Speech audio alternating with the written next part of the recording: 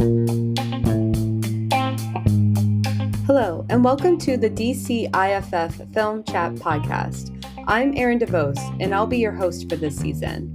Join us for insightful interviews that explore the work of up-and-coming independent filmmakers from all over the world. If you're passionate about film and keen to learning about the creative process from the future cinema greats, this podcast is a must-listen for you. Our mission is to provide listeners with the engaging and informative conversations about successful and innovative films, including features, shorts, documentaries, animation, and web series from across the globe. The DCIFF Film Chat Podcast is a unique opportunity for independent filmmakers to have their voices heard in a way no other film festival can provide.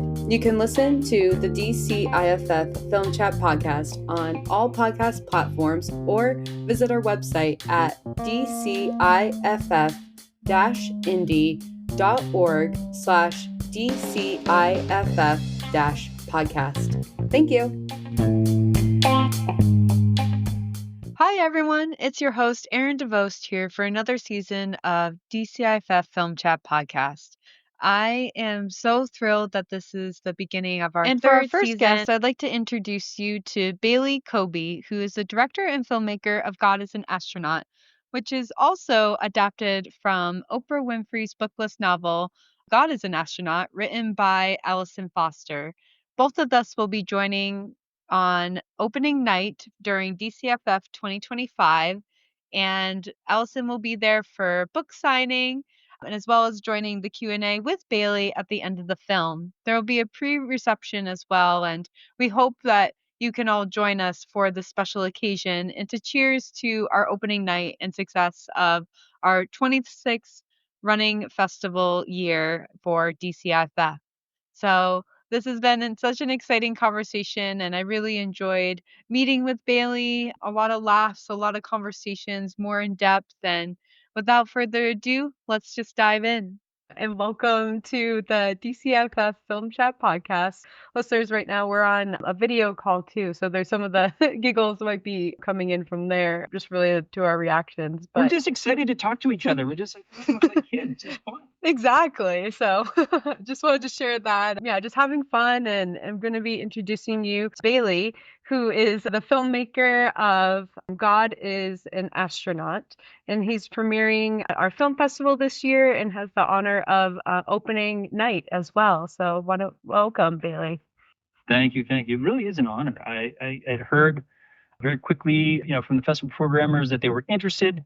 I am an alumni of the film festival. Last time I was there, 2019, I screened a movie called Ragdoll, and it did very, very well. It got some nice acclaim from the local critics circle and went on to go on to streamers like Hulu and Paramount Plus and MGM Plus and be part of that sort of designation as a critics pick, which was really fascinating to step away from the noise. Because just getting on the streamers, just getting into the festivals, it's amazing. It's so hard.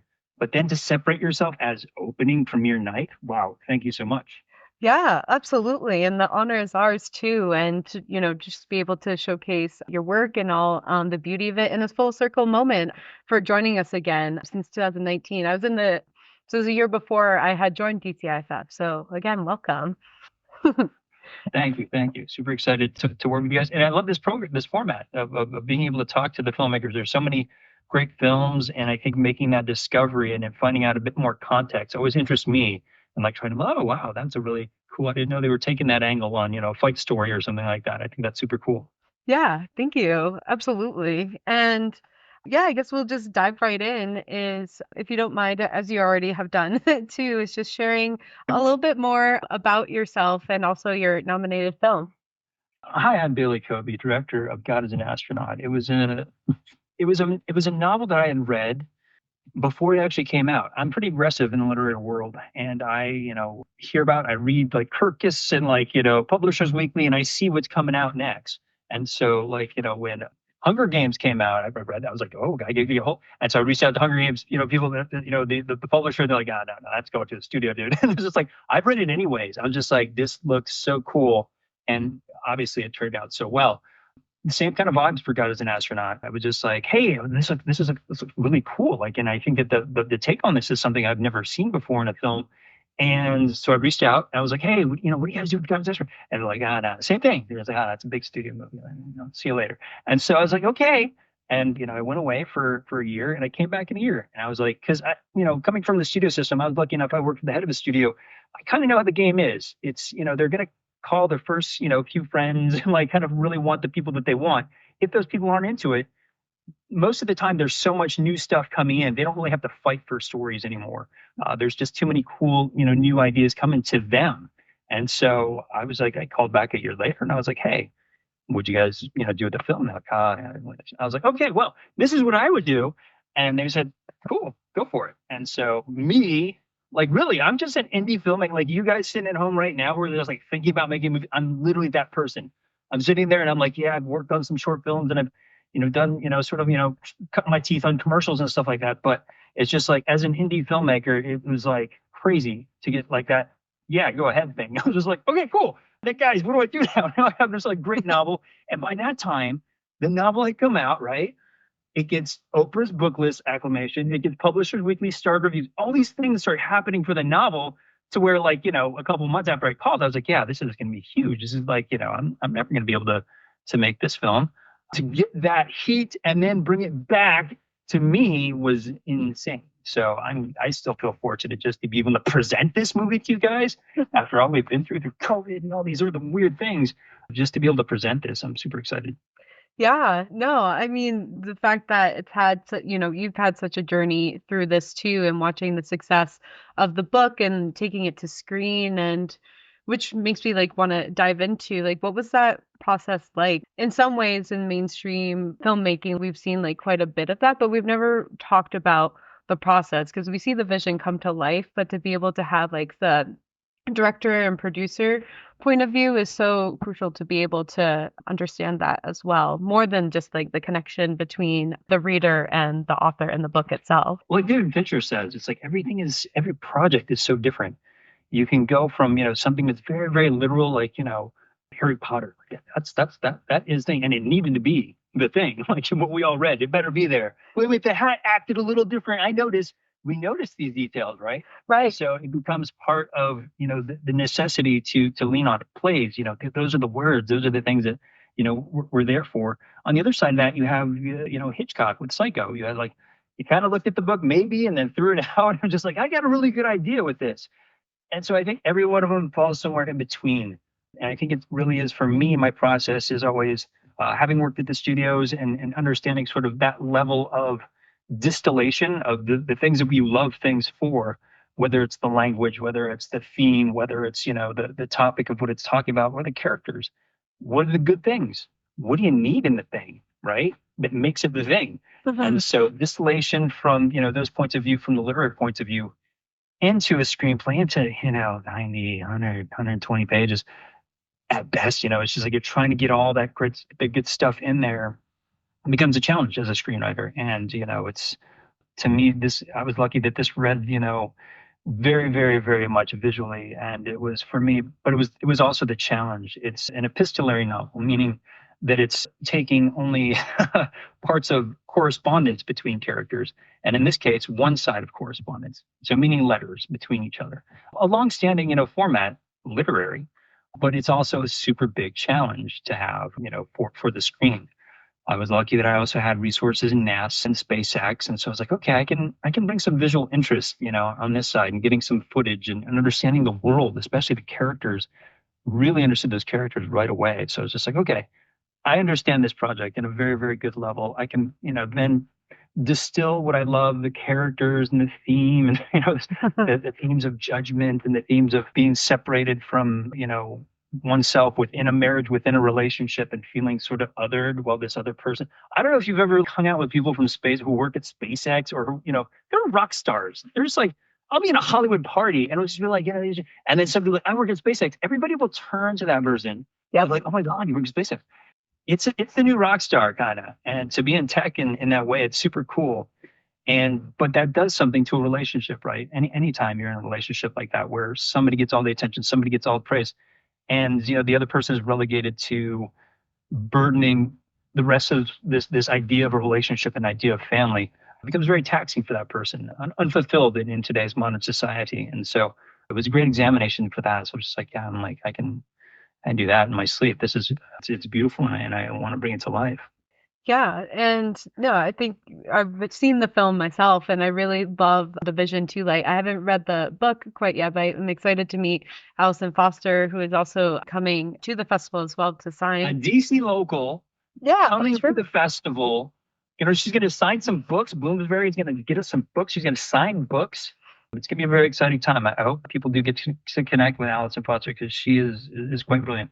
Absolutely. Yeah, and I would love to hear like, even like her point of view too, like seeing this her book come to light through your production. So, it's amazing to see how interesting, like how that process is, but also to be able to showcase it to the world and, with everyone that is coming to watch this. It's truly incredible. And which reminds me to also think like on the film itself or the plot in a way is it in ways, and I know this might be a long-winded question or answer, however it may unfold, but in some ways, like it reminds me of Interstellar, like in the sense of like kind of like questioning what life is like on Earth to be able to understand it from the outside of space point of view. Yeah, don't compare me to anybody big. Oh, Just well, like we're going to compare you to the best I think executed sci-fi space drama I think in existence. My gosh, it's really up there, isn't it?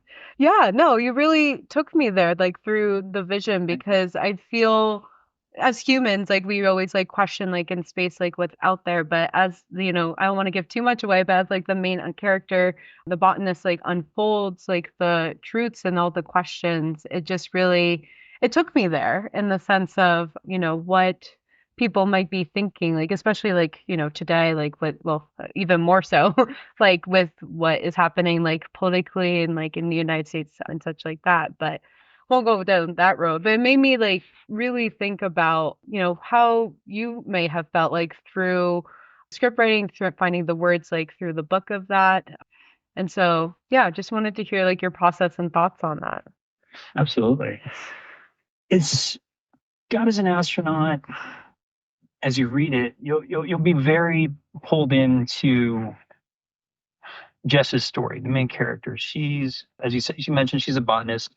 We kind of mentioned the relationship and the way that the novel intimates how we get to know her, and then suddenly maybe we don't. There's this sort of the uncertainty of the narrator starts to come into play, where you're just like, oh, okay, I didn't know that was happening, but it's intimated in such a beautiful and lovely way that we wanted to try and capture that in the film as well by taking an audience. Again, I've never seen, and correct me if I'm wrong, if you've seen, I've never seen a fourth wall addressee and knowing who that person is in the story. Like I've seen, Fleabag or something. It's just like, but Ferris Bueller's Day Off. It's just like, hey, I'm talking to somebody, and it's Right. just like it's you, the audience, but we're actually talking to something very specific, and you find that out, and you find out there's machinations to that relationship as well as it develops. I've never seen that in a film before, and I was just like, that's very interesting. I know people say, well, I've never seen a film. I'm like, I really haven't. Please let me know. Hit me Yeah. down in the chats below or something to let me know if I'm completely missing the Interstellar, where like we understand this character that we're talking to from the fourth wall in an intimate way, because that's what really struck me as cool and very very unique, and also giving me so much insight into, again, the ways that we distance ourselves from those that we want to be close to, and then suddenly like you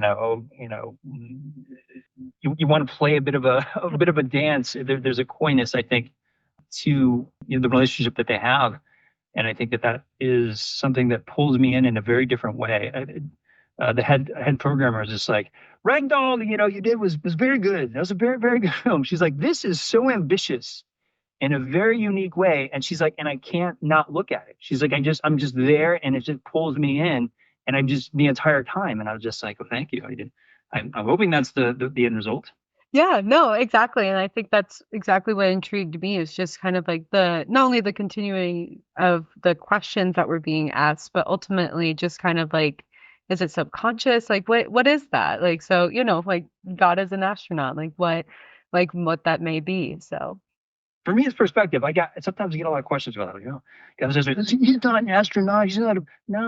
Nobody's saying he's an actual astronaut. It's simple, buddy. It's just like, what we're trying to say, and what it said to me anyway was God as perspective, the need for perspective within life. If you've seen any of my films, it's about these moments, between moments, that human beings can make decisions. So in between, like, this pause, we can literally make a decision that can change everything, our life, everything around us, by making that decision in between moments. This doesn't have to be like a concern. I'm going to do it now. It's just like, oh yeah, now I'm just going to do that. Now I'm just going to go down here.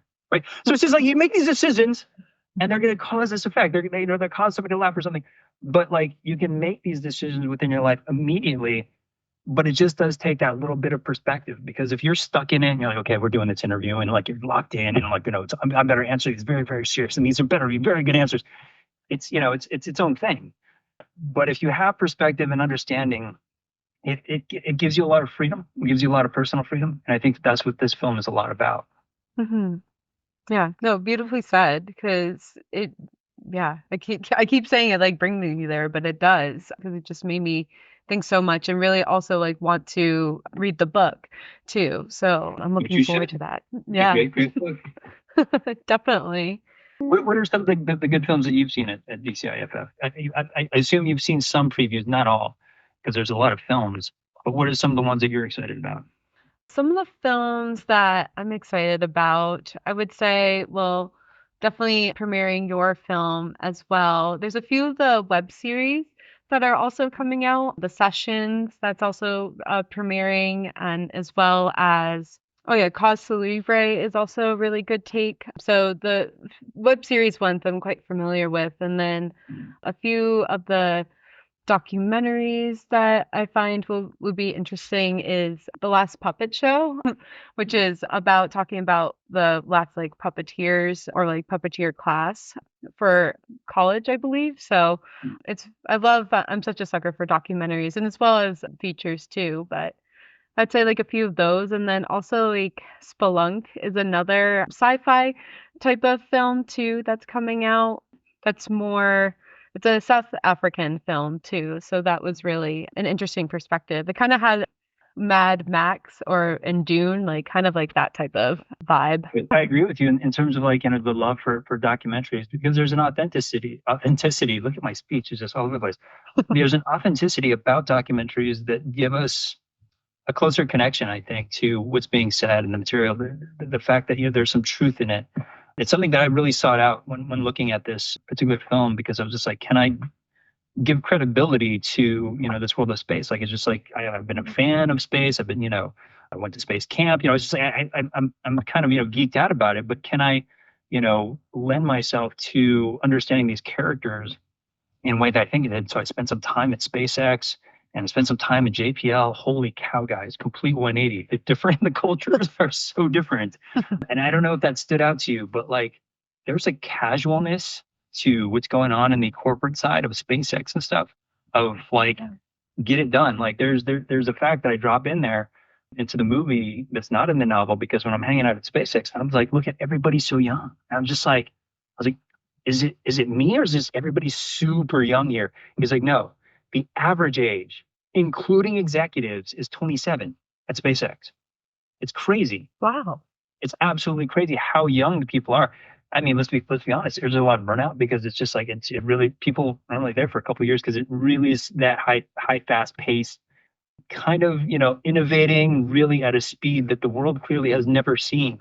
That takes a toll on some people, but it creates a culture as well, a very interesting culture. And I had hoped to distill some of that culture into what we're talking about, because that's what causes the instability in relationships and in life and stuff. So it's something that I wanted to instill. So if somebody who actually worked there came to see the movie, they'd be like, oh yeah, this guy, he knows we are not doing anything by the book here. Oh yeah, no, I mean, well, like Elon Musk now is in DC, so I just wonder Is about he? tapping into his network Yeah, somehow. let's just invite him out to send him some advice. Yeah, exactly. So we'll send him an opening night invite, no problem. Yeah, we'll just tag him on Twitter, or X, as he's changed it. True, yeah. Yeah, we did get a blue sky too recently, so let's Nice. see. No, that's really you bring up a good point. Before the question escapes from me is about yeah, I guess like the modernization like of space and kind of like, the next level and even just thinking of, what Elon Musk had mentioned about like, going to Mars. Like do you feel seeing like all like the possibilities of space and like, also, potentially seeing like this new planet like to our eyes in the sense of, us hoping to get there, knowing the world the film creates all this, do you think it would be interesting to compare kind of like what we may see like in terms of like photographs from NASA versus like what is created like in the cinematic world? If that question makes sense. I mean, what one inspires the other, and it's just always ironic when it does the flip. So it's just like you're like, oh wow, transporter, from like sci-fi, or like the flip phone, all these sort of things that I think spark the imagination, and that's what space does for a lot of people. It certainly did for me. Sparking the imagination and almost in this religiosity, and I think that's why that I really gravitated to this novel because when in the absence of religion. Like I didn't have that growing up. I had, parents who had kind of left, their individual churches based upon very personal reasons that they disagreed with specific things that were being done in those churches where there's like, no, no, no, that's not what I'm here for. And so without that sort of structure, I had science. I had space. And so that gave me this religious experience, honestly, of understanding perspective. And that's what sort of this idea of like God giving perspective, God having this ability to offer perspective because there's this as you said there's sort of the seeing this stuff and then there's actually the being out there astronauts who I've spoken to have been in space who've been in the space you ask them about like their experience and they all kind of fall back to this similar experience they're trying to define it they're trying to call it something they don't know what to call it yet some people are now calling it the observer effect or something Hmm. but any astronaut who goes up there, they come back, they're super, super conservationists.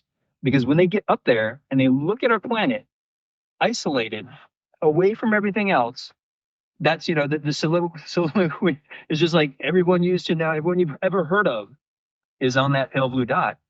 It's it shifts the mind. And then you look around and you're like, oh, there's nothing else out here. We can talk about Mars. You know how bad it's going to be to hang out at Mars? It's going to be horrendous. There's nothing coming anytime soon that we can just swipe right on or swipe left on and just be like, no, no, no, we're just going to go. I'm going to go to Mars. Again, it's an idea of perspective when you get outside of, the planet, when you get outside of a relationship, you see, oh God, that has a problem but you also get perspective on how to fix things as well. Yeah. No, that's well said. You keep mentioning it too, like the relationship and like how like our relationship with Earth is so crucial and like being able to understand it like from, the outside, well, outside the atmosphere, if you will. So it just really, yeah, it really hit me there. Really good at contemplating me in terms of all the perspectives you're presenting to me. Well, I look forward to our chat after the film, and that's why I was super excited to be the premiere was like had this very nice format to then talk about the film after because I'm hoping to those are my favorite times is having the chats after films because there's so many great elucidations and understandings of deeper meanings that I try and put forth and I try and like put in there, but it's so gratifying to see like if somebody's oh God somebody got it okay amazing this is great. Oh yeah, absolutely. Yeah, so the panel discussion afterward is going to be awesome and also Allison to join us too. I got me. I got the leads in the movie, Brandy and Michael Steger. You might recognize Michael for sure. He was the lead in the new 90210 series. A lot of the supporting cast, Allison Hayslip should be there from G4. You'll recognize a lot of faces actually when you see this picture. And they'll be coming to Washington D.C. just to hang out and talk with Allison Foster as well about this process and going as we're talking about from novel and even her own idea of developing a novel and making a novel and making a story, going all the way, man, it takes so long. Going all the way from that idea to then book, to then, getting the book out and then getting the reviews and then to the movie and then like to try and integrate all the great ideas there. And it's a really, really interesting process. And as you said, there's a lot of murkiness. Nobody quite knows how that goes. And we're going to tell all. We're going to tell all during this thing because there just isn't enough information about this type of stuff. And it's important to, to get right because there's so many people who hate the movie. Like they love the novel, they hate the movie. It's just Right. like, there's a reason. That's because you're focusing in on the wrong things. That's why we need filmmakers like you to be able to help us like understand like that difference and to be able to bring that vision to light and so much more into the creativity and the process of it all. That also reminds me that we have also a workshop too where it's about page to screen. I believe you're part of the I am panel. on that panel. Yeah. That's right. I'm on that panel as well. Yeah. And so did talk there is with playwrights because that's the thing too is every medium is very, very different. I actually did a documentary in college about comic books being turned into movies, and that's so different. It's so different, so unique Oh, wow. to translate and to distill what it is that you like, not just about like a small, run. We're talking about years of character development and storylines that, may have been discombobulated in so many different ways because of what was going on, at the time. And so to try and like, graph that versus plays, I've adapted a hit French play. It's just like, how do you take something that, in when you're in there and you're experiencing, how do you take that energy that's off the charts when you're experiencing it? How do you take that energy and put it into a screen? That stuff. Thank you, Hamilton. I was like surprised. I was like, Hamilton, they kind of nailed it for me. I was just like, wow, this is very, very nice presentation of something. When I'm on the stage, I'm like, oh my gosh, this is so amazing. How are you going to do this? And they found a way. And I think that it takes a lot of artistic choices, a lot of artistry, a lot of creativity in doing something like that to bring anything from a different medium into screen. Oh, absolutely. Yeah, because with you saying the comic books too, I always, younger self would be like, oh yeah, like it's the storyboard is like right there, like in the comic, but there's so much more to, the images itself. Right, exactly. Oh, there it goes. Like, like so, but no, you bring up like such a good point. Like no matter like the median or, the written word or, even some like, audio renditions of it too, like how we can bring it to light in that way. Agreed. Cool. Yeah, well, I'm so glad that we got to chat, well, this evening, but today, right before your premiere as well. But was there any questions that I didn't ask that you wanted to share or wanted to talk about? I think you covered this was a great interview. I think thank you for watching the film, taking the time to look at it and really understand sort of what it is that we're going for as a group. This is something that is really, as I was mentioning earlier, this is just sort of me as an indie, much like yourself. There's no studio back here. This is just a copy of Junji Ito's Uzumaki. So it's just like, these are just, people who wanted to make art together. And I know that that sounds very contrived to some degree, but when you get people who love making things into one room and you give them creative license, and you'll see those fans of the novel will see there's differentiations in this movie because that's the process for me. The process for me is like great distillation. Here's the themes. Here's the characters. Then I go to my actors. Then I go to, research and sort of, connecting with, people at SpaceX and understanding, oh, that's in the finessing of this particular character. And then I go to the actor. I was like, okay, well, what is it that you think we should do here? They have control. So through that process, you get something that is for me, something very, very lifelike. I hope adds a level of authenticity that we crave, like in documentaries. We're like, we don't like, I love you. I love you. It was just like, the sort of the staccato of the proscenium that can be felt sometimes with movies distancing. We hope that work brings you peace and for writing that Alison Foster has. Yeah, no, and we're all looking forward to watching this all together. The film will be premiering on February 12th for opening night. And everything will be included in the show notes and our social channels as well. So, yeah, no, really looking forward to meeting you in person, Bailey. This has been so fun, introduced to a new platform in itself, and for being on the podcast as well. Truly, thank you. Awesome. Thank you, Aaron. Appreciate you. This podcast is brought to you by the DCIFF supporters. We could not be here without all of you to be sharing this amazing outlet with filmmakers from around the world. If you are interested in supporting DCIFF, head on over to our website through the link description in the bio of this episode, or you can go right to the website, which is DCIFF-INDIE.org, to connect with us and learn more about our Future of Film programs, our festival, and also more educational opportunities in what we do with our high school students, community, and beyond. We look forward to your support.